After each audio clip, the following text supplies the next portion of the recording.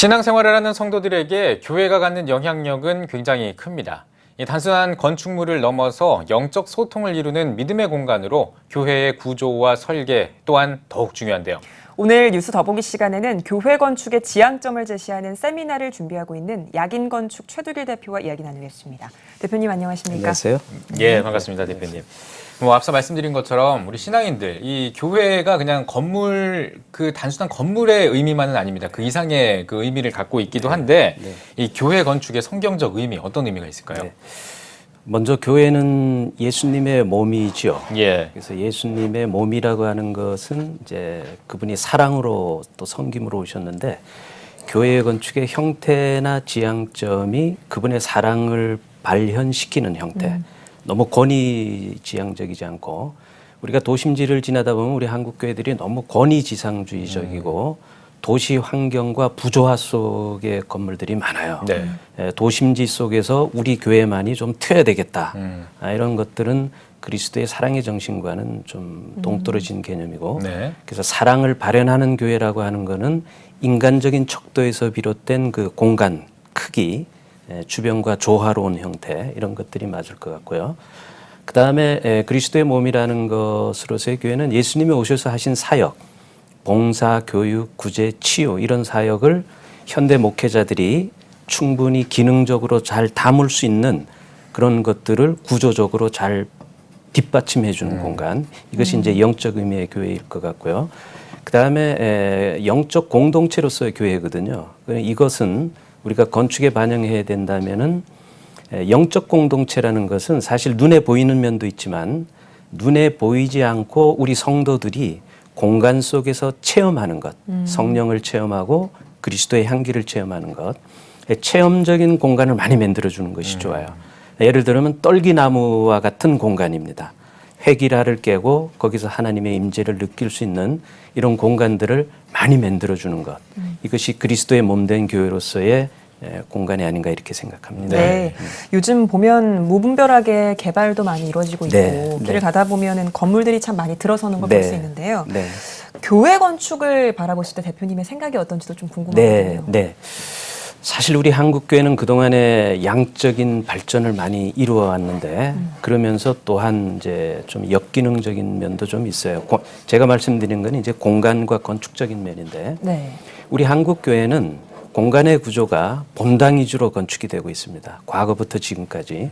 그러니까 그 얘기는 뭐냐면 우리가 예를 들어 1000평을 건축한다면 본당이 약 500평을 차지하고 있는 거예요. 전체 연면적의 45% 이상을 본당이 점유하고 있습니다. 그러면 이게 어떤 문제점을 가지고 있냐면 교육의 공간이나 지역사회 주민을 섬기는 공간이나 우리 성도들이 교제할 수 있는 공간은 절대 부족이에요. 우리 한국교회 분포를 내보면 교육 공간이 25% 미만입니다.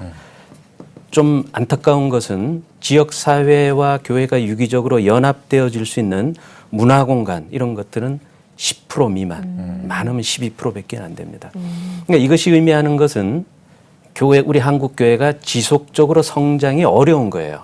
왜냐하면 본당의 성도가 차는 순간 그거를 뒷받침해 줄 수 있는 소위 말해서 소프트웨어적인 공간의 절대 부족 현상입니다. 그러니까 좀 아주 우리가 역설적으로 냉철하게 판단한다면 교회의 건축이 교회의 성장을 방해하는, 저해하는 이런 딜레마에 빠질 수 있습니다. 그래서 합리적이고 좀 문제점을 개선할 수 있는 방향이라면 본당의 비율을 좀 줄여야 되고요. 30% 정도.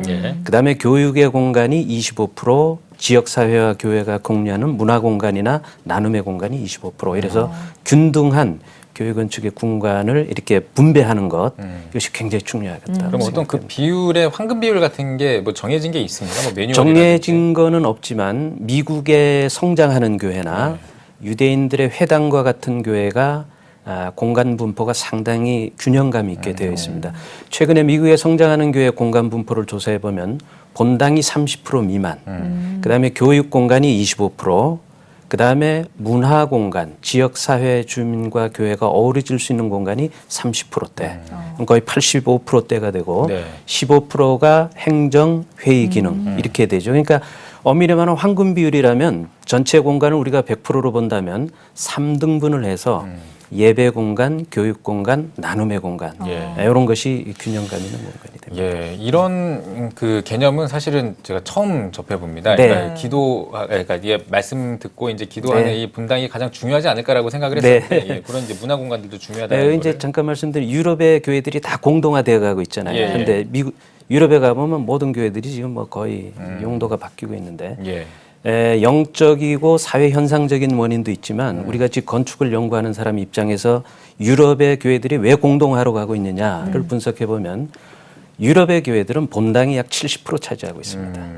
그러니까 본당 위주로 건축이 됐다라고 하는 것은 지속 성장이 기대하기 어려워요. 왜냐하면 교육과 나눔과 지역사회 주민과 교회가 소통할 수 있는 공간이 전혀 없기 때문에 그건 좀 어렵습니다. 그렇군요. 알겠습니다. 새로운 또 이제 개념을 제가 오늘 배운 것 같고요. 네. 특별히 이제 건축물 관련 법안과 규정들이 또 개정되면서 네. 교회 건물들도 이제 직접적인 영향을 받게 네. 되는 경우들이 이제 생길 것 같은데요. 네, 네. 목회 현장에서 혹시 확인해야 될 요소가 있다면 예, 좀 예. 짚어주시면 좋을 것 같습니다. 네, 굉장히 중요합니다. 예. 올해 들어오면서 화재가 많이 나고 또 건축하는 과정에서 옆에 건물이 붕괴되고 이런 예. 사건들이 우리가 뉴스를 보면 많이 나오잖아요. 네. 어제도 보니까 화재가 나고 이러는데 교회도 예외가 아니고요. 교회는 화재가 일어나면 굉장히 대량 그 사고가 일어납니다. 많은 분들이 집합해 있는 예, 다중이용 시설이기 예. 때문에.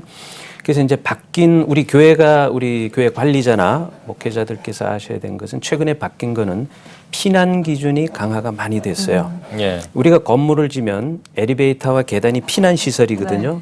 이 피난 시설이 과거에는 일정한 기준이 없었는데 바뀐 법은 계단과 보통 교회는 계단을 2개를 둬야 돼요. 네. 주계단, 피난 계단. 네, 네. 이 계단 거리를 띄게끔 법이 바뀌었습니다. 아. 그래서 피난 시에 한 곳으로 몰리지 않게. 아, 예. 지금 대량 살상이 일어나는 거 보면 한 곳에 다 집중해서 네. 거기서 이제 피난을 못 하니까 어려움을 겪는데 이 피난 기둥을 이렇게 벌려놨고요. 그 길이는 건물의 대각선의 2분의 1 이상을 띄게 돼 있습니다. 네. 벌리게 돼 있고요. 예, 예. 그다음에 이제 내진 구조. 네. 요즘 이제 지진이 계속 오잖아요. 그래서 그 내진 기준을 상당히 많이 강화시켜 놨고 또 보통 도심지 교회는 지하를 많이 굴착할 수밖에 없어요. 땅이 네. 좁다 예, 보니까. 예. 그래서 지하를 2층 이상을 굴토를 할 경우에는 지하 영향성 심의라는 것을 신설해 놨습니다. 그러니까 그 주변에 우리 건물을 지하 공사를 할 때 예, 예. 주변에 위험이나 안전 요소가 없는지를 별도의 인허가 파트를 하나를 신설해서 그래서 엄격하게 안전에 대한 관리를 아주 심각하게 많이 하고 있죠. 예. 그다음에 이제 또 마지막으로 보면 이제 에너지가 중요하잖아요. 예. 요즘은 이제 우리나라도 이제 에너지 기준을 너무 많이 강화시켜 가지고 단열재나 그다음에 이 창호들이나 유리나 이런 것들을 강화시켜 놔서 예. 월 전기 사용을 아주 줄이는 방향으로 이렇게 바뀌어가고 있습니다. 아, 네. 그렇군요. 앞서서 대표님이 말씀해 주신 3대 3대 3 그 네. 비율에서도 답을 찾을 수 있겠습니다만 네. 교회가 좀 더 지역사회와 소통하는 네, 네. 건물로 나아가기 위해서 어떤 네. 시절이 있을까요? 사실 참 우리 한국 교회에서 건축을 앞두고 그 부분이 상당히 중요한데 네. 이거는 이제 생각의 발상을 좀 바꿔야 돼요. 왜 그러냐면 우리 한국 교회는 건축을 앞두고 있으면 우리 교회 위주로 생각을 합니다. 우리 성도들이 당장 필요한 것, 예. 우리 교회에서 당장 필요한 공간들 위주로 하다 보니까 지역 사회와 지역 주민이 바라보는 교회의 건축은 너무 냉소적이 될 수밖에 없어요. 사실 좀 합리적이고 지역 사회와 연합되고 지속 성장 가능한 교회를 하기 위해서는 사실 교회 건축의 프로그램이나 용도가 지역 주민이 원하는 것이 뭔가 이 눈을 좀 돌려보자는 거죠. 네. 그래서 설문조사를 하는 교회도 있어요. 우리 교회가 지면 이 반경에서 지역 주민이 우리 교회가 건축되었을 때 무엇을 원하는가 이것을 설문을 해보면 우리 교회가 생각하고 있는 것과 정반대의 예, 정반대의 프로그램이 나와요. 예. 잘 사는 동네는 어르신들의 공간이 필요하다라고 질문이 나오고 답변이 나오고 조금 슬럼화된 교회에서는 영육 아이들을 케어해달라. 왜 이분들은 낮에 다 벌이하러 나가잖아요. 그렇겠죠. 예. 이 아이들을 케어할 공간이 없기 때문에 교회가 해달라 이런 식인데. 그래서 지역마다 그 지역이 가지고 있는 특성을 교회가 고려해서 프로그램을 해줘야 되고요. 요즘에 각광받는 그 이런 지역사회에 연합되어질 수 있는 용도들은 키즈랜드, 키즈 카페, 특히 신도시나 재개발 지역에서는 젊은 세대들이 많이 오잖아요. 교회가 이분들을 전도의 대상자로 삼고 교회로 흡수하기 위해서는 이 아이들에 대한 공간, 키즈 카페, 키즈 도서관 이런 것이 중요하고 또 청소년들의 공간, 독서실 있죠. 사설 독서실을 교회 안으로 끌어들여서 뭐 수능 준비하는데 교회가 엄격하게 관리해서 그런 교회가 굉장히 성장을 많이 하고 있습니다. 그다음에 어르신들의 계층이 자꾸 이제 두꺼워지잖아요. 그래서 어르신들이 교회에 와서 이렇게 나누고 그분들의 어떤 커뮤니티가 이루어질 수 있는 이런 공간도 굉장히 중요합니다. 그래서 좀 시각을 우리가 외부 시각으로 바꾸어서 프로그램과 공간을 구축하는 것이 중요하다 이렇게 보여요. 그렇군요. 오늘 참 제가 가지고 있던 어떤 편견이나 고정관념들이 좀 깨지는 시간이 좀 되는 것 같습니다. 예. 자, 이제 교회를요 새로 건축하는 것도 물론 중요합니다만 사실은 새로 건축하는 것보다 유지 보수 이게 좀 더 중요하다고 저는 생각을 합니다. 원래 있던 교회를 좀 잘 해야 되니까 그렇다면은 효율적으로 건물을 관리하기 위해서는 어떻게 할 수 있을까요? 오늘 아주 질문을 중요한 것만 질문하시는데 그게 왜 중요하냐면 저희가 교회에서 이제 새로 뭐 좀 수선을 해서 교회 수명을 연장시켜야 되는데 건물의 수명이 우리 아파트가 보통 한 40년 되면 재개발합니다. 한국은. 근데 교회도 그 정도 되면 이제 기능이 떨어져요. 그 떨어지는 원인이 여러 가지가 있습니다만 관리를 제대로 못해서 그렇거든요. 근데 많은 교회가 관리를 하는 그 패턴을 보면 그냥 주먹구구식으로 이렇게 막 고치기 시작해요. 뭐 물이 새면 거기를 또 하고 전기가 안 들어오면 막 배선을 하고 하는데 가장 중요한 거는 설계 도면이 잘 빛이 되어 있어야 돼요. 그래서 유지 보수나 수선을 할 때에 도면에 의해서 수선을 해야 됩니다. 그래야 이것이 막 이렇게 혼란스러워지지 않고 그리고 이 일관성이 있게 돼요. 건축물에 배선이나 배관이나 이런 것들이 도면에 의해서 되는데 많은 교회를 가보면 도면이 없어요. 아주 좀 모순이죠. 도면이 없습니다. 그래서 이거를 CD로 이렇게 잘 저장을 해서 전단면을 관리할 수 있는 이런 분들도 좀 이렇게 세워서 첫째는 도면을 잘 보관을 하고 그 도면에 입각해서 유지를 해야 되고 그다음에 건물 사이즈가 좀 큰 교회들은 전문 관리 업체가 요즘은 있어요. 그분들하고 MOU를 맺어서 정기적으로 점검하는 것이 좋습니다. 예를 들면 1년에 한 번씩 전체적으로 피난에 대해서 문제는 없는지 요즘같이 집중호우가 내렸을 때 물의 배수나 이런 거는 문제가 없는지 이런 것들도 꼭 좀 체크해야 될 사안입니다. 지금까지 쭉 해주신 이 말씀들을 이 유용한 정보들을 집약해서 한국교회와 나눌 수 있는 세미나도 준비하고 있다고 들었는데 주제라든지 일정 또 참여 방법도 함께 소개를 해주시죠. 저희가 8일부터 10월 8일부터 전국 세미나를 하는데 주제는 지속 성장한 공간 구축입니다. 그리고 공유 공간. 요즘은 이제 공유라는 개념이 아주 시대적인 언어가 되어 있는데 교회가 공간을 지역사회에 내어준다는 것은 곧 얻는 것을 의미해요. 우리는 내어준다는 것이 손해로 보고 좀 소극적인데 내어준다는 것이 굉장히 적극적인 개념으로 바뀔 때 교회는 지속 성장합니다. 그래서 그런 부분에 대한 개념을 세미나로 풀어서 우리가 강의를 좀 하려고 하는데 그래서 이제 서울, 부산, 대구, 광주 이렇게 세미나를 합니다. 그리고 그날 오시면 상담을 할 수 있어요. 그 전문가들하고.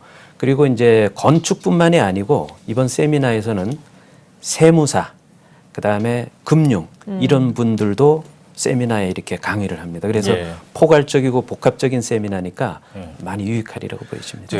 시간이 별로 없긴 한데 제가 진짜 궁금한 게 하나 있어서요. 얼마 전에 그 첨탑이 날아갈 뻔한 그 사고가 한 번 있었지 않습니까? 그 첨탑 관련해서는 또 건축 그 시점에서 어떻게 좀 보시는지 궁금하거든요. 이게 이제 왜 그러냐 하면 우리가 태풍이 불면 첨탑이 날아가고 쓰러지잖아요. 근데 그 쓰러지는 게 문제가 아니라 쓰러지면서 옆에 건물을 치거든요. 그다음에 보행자를 치게 되면 이제 대형 사고가 일어나기 때문에 근데 첨탑이 왜 그렇게 부실해졌냐면 관리도 중요하게 안 돼 있고 예. 두 번째는 이 첨탑이 건축법에서 빠져 있어요. 하나의 공작물로 되어 있는 거예요. 예. 그러니까 건물을 우리가 건축법에서 이것을 엄격하게 관리하면 그나마 그래도 관리가 되고 예. 누가 점검이 되는데 그냥 하나의 구조물로 이렇게 인식이 되어서 그런 피해들이 있다 보니까 태풍이 오면 파손되는 현상이 네. 많습니다. 그래서 이 부분들은 첨탑을 세울 때에 구조 계산이나 예. 그다음에 풍향을 고려해서 안전에 적합한 첨탑을 세워야 돼요. 예. 첨탑의 높이가 15m, 16m까지 이렇게 높습니다. 예. 그래서 이것은 그 지붕 위에 보통 세우잖아요. 네. 그럼 지붕과 첨탑의 접합 부위가 굉장히 취약해요. 예. 예, 여기엔 별도의 기초를 세우고 충분히 기초 안으로 구조물을 집어넣어서 안전에 문제가 없어야 되고 구조 기술사나 이런 분들이 특별히 점검을 해야 되는데 그런 부분은 조금 교회가 더 경각심을 가지고 그렇군요. 하셔야 됩니다. 예. 네, 알겠습니다. 대표님 마지막으로 한국교회 성도님들 한 말씀 해주시죠. 교회 건축을 하면서 좀 안타까운 부분은 우리 성도님들이 교회 건축 과정이 축제가 돼야 되거든요. 그리고 교회가 일치돼야 되고 단합이 돼야 되는데 많은 어려움을 겪는 경우가 많아요. 의사 결정이 이렇게 나누어지고 교회가 분란이 되고 이렇게 됩니다. 그래서 좀 리더, 건축위원장님이나 교회 건축을 끌고 나가는 집행부에 대해서 많은 격려를 하는 것이 좋고 무엇보다 중요한 것은 자금 계획. 너무 무리하게 건축을 하는 거예요. 우리 교회가 가지고 있는 힘과 능력에 맞게 건축이 돼야 되는데 네. 너무 그냥 크게 하다 보니까 건축을 짓고 나서 어려움이 와요. 예. 건축을 질 때는 모릅니다. 예. 이제 파이낸싱을 일으켜서 하다 보면 이자 부담도 있고 예. 또 성도들의 헌금이 그쪽으로 이렇게 많이 소모가 되기 때문에 예. 적합한 교회 규모를 설정하는 것이 중요하고요. 무엇보다 교회는 그리스도의 몸이지만 또 우리의 몸이잖아요. 예. 우리는 성전이라 그러지 않습니까?